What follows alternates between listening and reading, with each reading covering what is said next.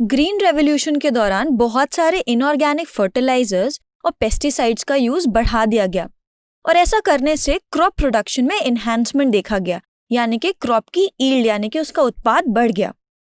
But आपको क्या लगता है कि इतने सारे इनऑर्गेनिक फर्टिलाइजर्स और पेस्टिसाइड्स का यूज करने से क्रॉप प्रोडक्शन में एनहांसमेंट आने के अलावा और भी कुछ इफेक्ट्स आए होंगे?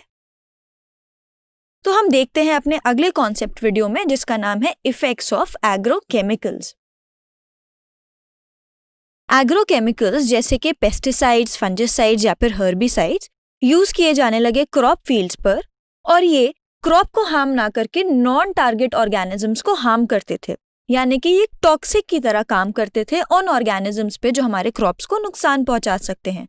और ये उन ऑर्गेनिजम्स को या तो खत्म कर देते थे या तो उनके नंबर्स में काफी हद तक रिडक्शन लेके आते थे। तो इसकी वजह से क्रॉप्स की क्वालिटी इंप्रूव करती गई। अब ये जो भी टॉक्सिकेंट्स हैं, क्योंकि ये सॉइल में भी जा रहे हैं, तो आप सोच पा रहे हैं कि ये तो प्लांट्स भी अब्जॉर्ब कर रहे होंगे। अब जब प्लांट्स अब्जॉर्ब कर रहे हैं तो क्या होगा?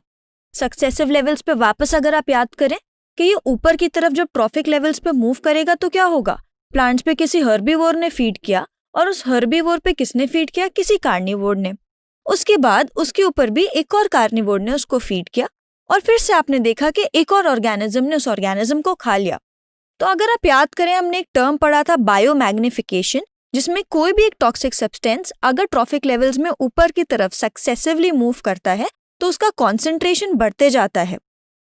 तो फूड चेन में अगर हम ऊपर की तरफ बढ़ेंगे, फर्टिलाइजर क्योंकि प्लांट ने सबसे पहले सॉइल में से अब्जॉर्ब किया था, अब उसका कॉन्सेंट्रेशन ऊपर की तरफ बढ़ते चले जाएगा, और इसी को हमने नाम दिया था बायोमैग्निफिकेशन का।